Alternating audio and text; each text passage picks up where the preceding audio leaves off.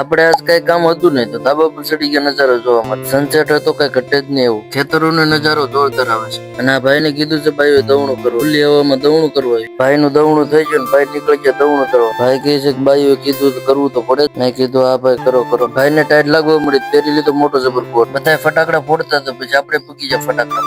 દિવાળીના ફટાકડા પડ્યા તો લેતા આવ્યા. મારા મામાનો છોકરો આવ્યો તો ત્યાં દીધું ગણપતિ બનાવવા. એને હારા ગણપતિ બનાવતા આવડે છે. પછી હવાર ઉભા થઈને નીકળી ગયા ગામમાં. ગામમાંથી આવી ગયા અને આ ભાઈ રિક્ષા ચાલુ કરતા હતા કારણ કે બહુ ઝાઝા સમયથી પડી. અડધા પોણા ગણપતિ બનાવીને હારા લાગે તો લાઈક કોમેન્ટ કરી દે. અને આજે આપણે જવાનું છે સાવરકુંડલા કારણ કે સાપોની બધું બંધાવડાવવાનું. અને આ આથાણીની ડેમ છે. સાવરકુંડલા આપણે પૂગી જશે. અને આ સાવરકુંડલાની નાવલી છે. કેટલા સાવરકુંડલાના છે કોમેન્ટ કરી દે. સાવરકુંડલામાં કોઈ સાફા વાળો મળતો નતો. એક દુકાને સાફાનું કપડું તો મળી ગયું પણ સાફો બાંધવા વાળો નતો. પછી એક ભાઈએ નંબર આપ્યો સાફા વાળા. સાફાનું થઈ ગયું. પછી રખડીને થાકી ગયા તો પૂગી ગયા સોડા પીવા. પછી પાછા પૂગી ગયા લચ્છી પીવા. લસ્સી બસી પી લીધી નીકળી ગયા ઘર બાજુ પાછા. ઘેરે પૂગી જતા ભાઈ કે મને મજા નથી. પછી પાછી ખબર પડી કે મારા પપ્પાની સાવરકુંડલા જશે. અને આવી ગયા લગ્નના ફટાકડા. મારા કરતા તો વધારે હરખ આ ભાઈ ને છે કારણ કે ફટાકડા એને ફોડવાના છે. પછી મને બેહાડી દીધો વાનો ખાવા. તો મિત્રો આજ માટે એટલું જ. તે સારો લાગ્યો હોય તો લાઈક કોમેન્ટ કરી દેજો. મળી આવા નવા નેક્સ્ટ મિની બ્લોગ.